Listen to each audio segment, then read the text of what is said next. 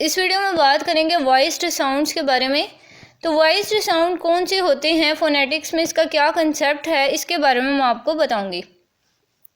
Voice sound ऐसे sound होते हैं जो कि प्रोड्यूस करते वक्त आपके वोकल कॉर्ड्स में वाइब्रेशन फील होती है, यानी आपके वोकल कॉर्ड्स जो हैं वाइब्रेट करना शुरू कर देते हैं।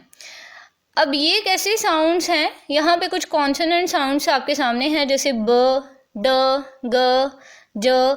ये सारे साउंड जब आप प्रोड्यूस करेंगे ना तो आपके वोकल कॉर्ड्स जो हैं ऑटोमेटिकली वाइब्रेट करना शुरू कर देंगे। यहाँ पे एक साउंड है स। ये जो स साउंड है ना ये वॉइसलेस होता है, इसमें आपको वाइब्रेशन फील नहीं होती। लेकिन जब आप स को ज बोलेंगे ना तब ये वॉइस्ड होगा। जैसे कि इज, उसमें लिखा एस होता है लेकिन उसकी साउंड जो है वो ज की होती है, इसलिए वो वॉइस साउंड है। लेकिन अगर आप जैसे स्टिक है उसमें ये स साउंड यूज़ हुआ है तो ये वॉइसलेस होगा।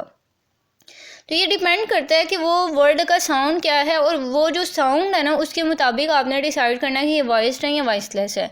एक और साउंड है यहाँ पे, ये टी एच वाला। ये टी एच का दो तरह की प्रोनाउंसिएशन देता है, एक तो थ की और एक द की।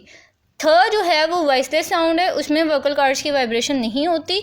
जबकि द जो है ना, जैसे कि ये वर्ड सामने लिखा भी हुआ है देन, इसमें ये जो साउंड यूज़ हुआ है ये वॉइस्ड है क्योंकि इसमें वाइब्रेशन होती है। और थ यानी थैंक यू या थिन, थिक, ये वाला जो है वो वॉइसलेस होगा।